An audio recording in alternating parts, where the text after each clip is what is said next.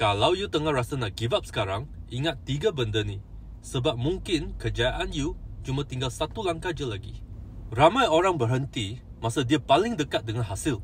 Masa paling penat, paling kecewa, paling hilang arah. Fikir balik semua masa, tenaga dan pengorbanan yang you dah buat. Semua malam tak cukup tidur. Semua kecewa yang you dah telan. Kalau you berhenti sekarang, semua tu akan jadi cerita tak habis. Kadang kejayaan tu datang masa you paling rasa nak give up, masa you paling lemah, masa paling penat. Tapi you tak tahu, mungkin you tinggal 1% je lagi untuk nampak hasil. Setiap cabaran, setiap luka, setiap jatuh, itu yang tengah bentuk you jadi versi diri yang lebih kuat. Dan satu hari nanti, you akan tengok balik fasa ni dan bersyukur you tak berhenti dulu.